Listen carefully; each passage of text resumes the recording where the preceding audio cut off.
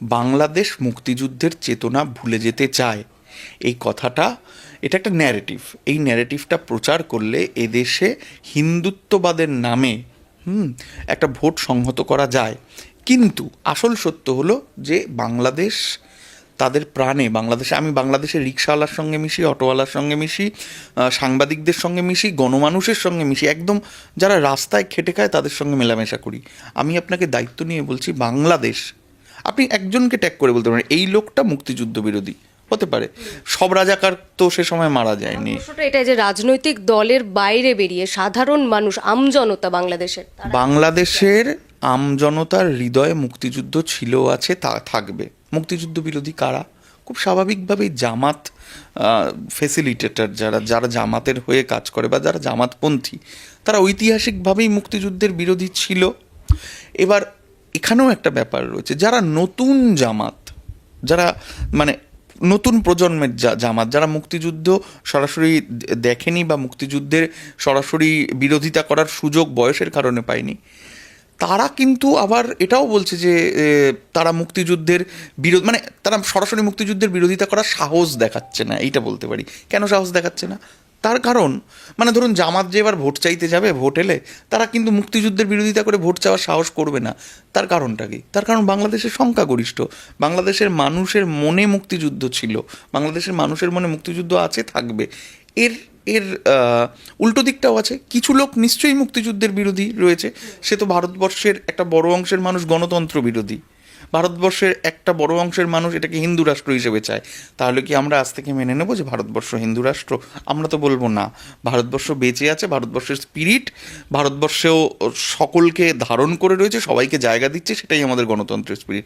ঠিক তেমনই বাংলাদেশের মুক্তিযুদ্ধের বিরোধিতা মানে তো বাংলাদেশের বিরোধিতা। মুক্তিযুদ্ধ তো দেশটাকে গড়ার সুযোগ দেওয়া হয়েছে, তো তারা বাংলাদেশে থেকে মুক্তিযুদ্ধের বিরোধিতা করবে কোন উপায়? আমি তো এটাও বলছি যে নতুন জামাত করে, শিবির করে, জামাতের থেকে নানা রকম সুবিধে পায়, গোঁড়া ইসলামিস্ট, তারাও এখন মুক্তিযুদ্ধের বিরোধিতা করতে ভয় পায়। তার কারণ মুক্তিযুদ্ধ এতটাই বড় ইতিহাসগত সত্য যে সেই ইতিহাসগত সত্যের বিরোধিতা করে বাংলাদেশে ভোট পাওয়া যাবে না। বাংলাদেশের অটোওয়ালা, রিক্সাওয়ালার মনে মুক্তিযুদ্ধ রয়েছে। এবার আপনি বলতেই পারেন, তাহলে ভাই মুজিবের মূর্তি কেন ভাঙা হলো? তাহলে 32 ধানমন্ডি কেন ভাঙা হলো? তার কারণ মুক্তিযুদ্ধের পণ্যায়ন, মুক্তিযুদ্ধের একচ্ছত্রীকরণ, মুক্তিযুদ্ধ ব্যবসা। বাংলাদেশে মুক্তিযুদ্ধের নামে গত 10 বছরে যত পাবলিকেশন হয়েছে সেগুলো শুধুই শেখ মুজিব কেন্দ্রিক। মুক্তিযুদ্ধে আর যে শেখ মুজিবের যে 4টে স্তম্ভ, তাদের নাম কোথায়? তাজউদ্দিনের পরিবারের কথা, তাজউদ্দিনের ভূমিকার কথা কোথায়?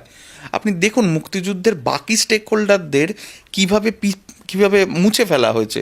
হ্যাঁ, আমি বাংলাদেশে এবার গিয়ে প্রথম যখন বিমানবন্দরে নেমে বিমানবন্দর থেকে বেরিয়ে প্রথম যে ছবিটা দেখি, সেই ছবিটা হলো একটা বড় দেয়াল, বড় একটা ওই প্লাস্টার অফ প্যারিস দিয়ে তৈরি করা দেয়াল, সেখানে সমস্ত মুক্তিযোদ্ধার ছবি আঁকা রয়েছে।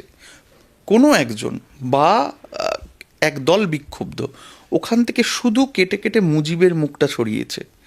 আমার প্রশ্ন, যদি তারা মুক্তিযুদ্ধ বিরোধী হতো তাহলে তো তারা পুরো মুরালটা ভেঙে দিত, তারা সবার মুখ সরিয়ে দিত। মুজিব পণ্যায়নের বিরোধিতা করছে মানুষ। শেখ হাসিনা যেভাবে শেখ মুজিবকে ব্যবহার করেছেন বছরের পর বছর, শেখ মুজিব জাতির সম্পদ। শেখ মুজিব হাসিনার বাবা, এটা তার পরিচয় হতে পারে না। 32 ধানমন্ডিতে যেভাবে শেখ হাসিনা শেখ মুজিবকে কুক্ষিগত করে রেখেছিলেন, শেখ মুজিবের ছাড়া বাংলাদেশের মুক্তিযুদ্ধের যে অন্যান্য স্টেক হোল্ডার, তাদেরকে যেভাবে অস্বীকার করা হয়েছে, এবং শাসক শেখ মুজিবের যে অন্ধকারময় দিকটা, এই 3টে জিনিস বাংলাদেশ বিরোধিতা করছে। আমি আরও একবার আপনাকে বলছি, শেখ মুজিব পণ্যায়ন, শেখ মুজিবকে চুম্বক রেখে মুক্তিযুদ্ধ ব্যবসা। 2, শেখ মুজিব ছাড়া মুক্তিযুদ্ধের অন্যান্য স্টেক হোল্ডারদের অস্বীকার করা, তাদেরকে যথাযথ সম্মান না দেওয়া, ইতিহাসে তাদের যথাযথ স্থান না দেওয়া।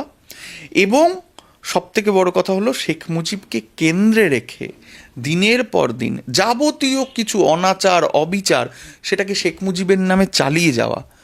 এবং শেখ মুজিবকে ব্যবসায় ব্যবহার করে যাবতীয় খারাপ কাজ করা, দুর্নীতি করা, বাংলাদেশের মানুষকে আরও ঝুঁকির মধ্যে ঠেলে দেওয়া, গুম করা, গণতন্ত্রের কণ্ঠরোধ করা, মানুষ এটার বিরোধিতা করেছে, শেখ মুজিবের বিরোধিতা করেনি। হ্যাঁ, তারপরেও বলবো 32 ধানমন্ডি ভাঙাটা বাংলাদেশের জন্য একটা কলঙ্কময় দিন। এই কলঙ্কটা বাংলাদেশের নতুন অন্তর্বর্তীকালীন সরকার যে ঠেকাতে পারলো না, এটা প্রমাণ করে তারা নিজেদের অবৈধতার দিকে নিয়ে যাচ্ছে। তারা জনতার ম্যান্ডেট পেয়ে ক্ষমতায় এসেছিল, এটাকে তো ক্ষমতাও বলা যায় না, দায়িত্ব বলা যায়, তারা দায়িত্বে এসেছিল। তাদের হাতে কিন্তু ক্ষমতা দেয়নি, ক্ষমতা আসতে গেলে তাদের ভোটে জিতে আসতে হবে। হ্যাঁ, এবং তারা এই ভ্যান্ডালিজম আটকাতে না পেরে ক্রমাগত নিজেদের অপ্রাসঙ্গিক করে ফেলছে। তাদের অবিলম্বে ভোট করাতে হবে এবং জনতা যে সরকারকে চাইবে সেই সরকারের হাতে বাংলাদেশের ভাগ্য তুলে দিতে হবে, এটাই পথ। এই প্রসঙ্গেই আসছিলাম যে নির্বাচন কবে, এটার কি কোনো নির্দিষ্টভাবে কিছু জানা যাচ্ছে? কারণ ইউনূস এর আগেই তিনি একটা ঘোষণা করেছিলেন ডিসেম্বর জানুয়ারি করে হতে পারে, কিন্তু নির্দিষ্টভাবে কিছুই তারা জানাচ্ছে না। কিছু কি জানতে পারলেন এই ব্যাপারে? অ্যাকচুয়ালি প্রফেসর মোহাম্মদ ইউনূস দুটো সময়ের কথা বলছেন। একটা হচ্ছে ডিসেম্বর, সেটা হচ্ছে সামনের দিকে, আর দূরতম দিকটা হচ্ছে জুন। কিন্তু আমাদের ওরা কেন এই সময়টা চাইছে এটা নিয়ে আমাদের ভাবতে হবে। ওরা বলছে যে অভ্যন্তরীণ সংস্কার দরকার। একটা নির্বাচন তো এক্সিকিউট করার জন্য ব্যাপক পুলিশ ফোর্স লাগে, পুলিশ যদি কাজই না করে তাহলে তো সেই নির্বাচন সংগঠন করা যাবে না। ফলে তাদের একটা অসহায়তা রয়েছে, তারা নির্বাচন করার জন্য, নির্বাচন প্রক্রিয়া সংস্কার করার জন্য তারা একটা টাইম বাই করতে চাইছে। কিন্তু কথা হচ্ছে এত টাইম কেন দেওয়া হবে? এই প্রশ্নে বিএনপির সঙ্গে ইতিমধ্যেই বৈষম্য বিরোধী ছাত্র আন্দোলনের যারা স্টেক হোল্ডার তাদের একটা দূরত্ব তৈরিছে। বিএনপি সঙ্গত কারণেই দুটো দল নির্বাচন চায় না, খুব পরিষ্কার কথা। জামাত নির্বাচন চায় না, কারণ নির্বাচন যত দেরি হবে জামাত তত নিজেদের ঘর গুছিয়ে নিতে পারবে। আর নির্বাচন চায় না হচ্ছে এই বৈষম্য বিরোধী ছাত্র আন্দোলন বা অন্তর্বর্তীকালীন সরকারের যারা স্টেক হোল্ডার রয়েছেন। আমি নির্বাচন চায় না কথাটা বলবো না, সেটা হয়তো ভুল। তারা নির্বাচন পেছাতে চায়। দুজনের এজেন্ডা আলাদা। জামাতের এজেন্ডা ঘর গোছানো, ভোট বাড়ানো। হ্যাঁ, আর এদের এজেন্ডা হয়তো এদের এজেন্ডা যে নির্বাচন পদ্ধতিটা সংস্কার করা। কিন্তু বিএনপি জানে বিএনপি নির্বাচন হলে 200-র বেশি, এমনকি 250 আসনও পেতে পারে। ফলে বিএনপি এখন নির্বাচন চাইছে এবং দেশের মানুষও নির্বাচন চাইছে। কাজেই এই যে জামাতের সঙ্গে এদেরকে গুলিয়ে ফেলা বা এক করে দেখার প্রবণতা, এটা কিন্তু বাড়বে। কারণ ওদের দুজনের বক্তব্যটা তো মিলে যাচ্ছে, বক্তব্যের পেছনে কার্যকারণটা আলাদা। দুজনে দুটো কারণে হয়তো নির্বাচন দেরি করতে চাইছে, কিন্তু মানুষ 2-2 4 করবে। মানুষ বলবে এই তো জামাতের সুরে কথা বলছে। সেই সুযোগটা কিন্তু অন্তর্বর্তীকালীন সরকার করে দিচ্ছে। যদি তারা খুব তাড়াতাড়ি নির্বাচন এক্সিকিউট করতে না পারে তাহলে কিন্তু এদের বিরুদ্ধে মানুষের নতুন করে ক্ষোভ তৈরি হওয়ার একটা সম্ভাবনা দেখা দেবে। আর এগুলোর কারণে কি শেখ হাসিনার আওয়ামী লীগের আবার সক্রিয় রাজনীতিতে ফেরার কোনো চান্স আছে বাংলাদেশে? দেখুন, বাংলাদেশে আমি প্রতিবারই তাই করি। এবারও কথা বলেছি রিক্সাওয়ালাদের সঙ্গে, কথা বলেছি অটোওয়ালাদের সঙ্গে, কথা বলেছি যারা রাস্তায় ফল কেটে বিক্রি করেন তারা, যারা ছোটোখাটো হোটেল চালান তাদের সঙ্গে। সাধারণ মানুষের মনে শেখ হাসিনার কোনো জায়গা নেই। একটা রিক্সাওয়ালা আমাকে বলছে, মামা এতদিন কথা বলতে পারি নাই, এখন আর সেই অবস্থা নাই। হ্যাঁ, অর্থাৎ ওই ওপরতলার লোকেরা, বাংলাদেশের খুব বিখ্যাত আলোকচিত্রী যাকে আমরা দেখেছি রাস্তায় মারতে মারতে র্যাব নিয়ে যাচ্ছেন, শহীদুল আলমের কথা বলছি, বা বাংলাদেশের প্রতিবাদী ছাত্ররা, তারা যেভাবে বলছে যে শেখ হাসিনার জায়গা নেই, ঠিক তেমনভাবেই বাংলাদেশের গণমানুষও বলছে, সাধারণ মানুষও বলছে এই রাজনীতিতে শেখ হাসিনা আওয়ামী লীগের আর কোনো জায়গা নেই। হ্যাঁ, তারপরেও কি বাংলাদেশে আওয়ামী লীগ নেই? এমনকি বাংলাদেশে কি রাজাকারও নেই, পাকিস্তানপন্থী নেই? আছে।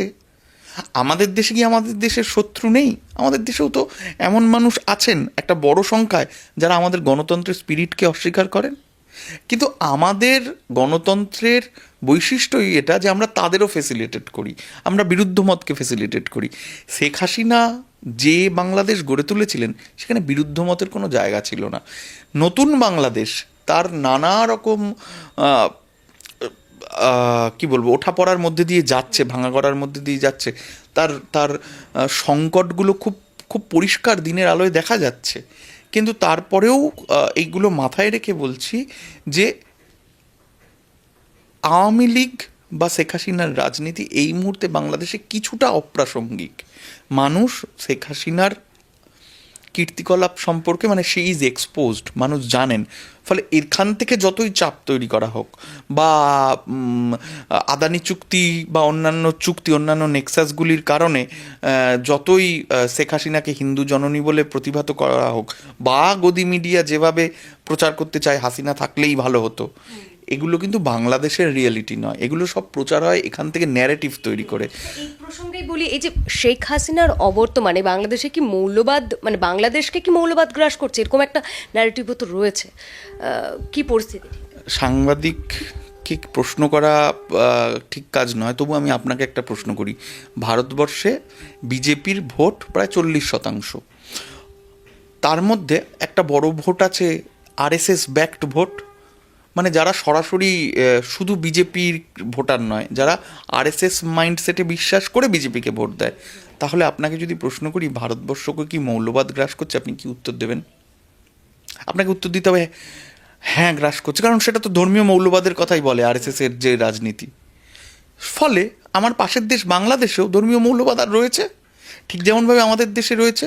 ধর্মীয় মৌলবাদ আমাদের মহাদেশের সমস্যা, আমাদের উপমহাদেশের সমস্যা। বাংলাদেশে ধর্মীয় মৌলবাদ রয়েছে। বাংলাদেশে ধর্মীয় মৌলবাদকে ফেসিলিটেট করেছেন শেখ হাসিনা। যে পীর হুজুররা বছরের পর বছর কুসংস্কার ছড়ায়, যে পীর হুজুররা বছরের পর বছর বাংলাদেশে মানুষকে বুজরুকির মধ্যে দিয়ে নিয়ে যায়, যে পীর হুজুররা বাংলাদেশের মানুষকে অন্য ধর্মের ব্যাপারে অসহিষ্ণু হওয়ারই নিদান দেয়, অন্য ধর্মের ব্যাপারে, যে পীর হুজুররা বাংলাদেশকে আসলে পেছন দিকে টেনে নিয়ে যাচ্ছে, সেটা হাসিনা চলে যাওয়ার পরই হঠাৎ করে মানুষ পাল্টে গেল? সেটা হাসিনা চলে যাওয়ার পর 6 মাসের মধ্যে সেটা প্রকট হয়ে গেল? না, 15 বছর ধরে এই ইকোসিস্টেমটা তৈরি করেছেন শেখ হাসিনা।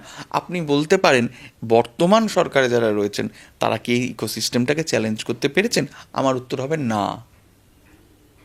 না, এই মৌলবাদী শক্তি, তার পরিকাঠামো, বিদেশ থেকে তার কাছে যে টাকা পয়সা আসে, সেই পরিকাঠামোকে বাংলাদেশের এই মুহূর্তে নির্ণায়করা একটা জায়গা তো দিচ্ছেনই। তাকে একদম সরাসরি চ্যালেঞ্জ করে উৎখাত করে দেওয়ার ক্ষমতা, শক্তি বা বৃষস্কন্ধ তাদের নেই।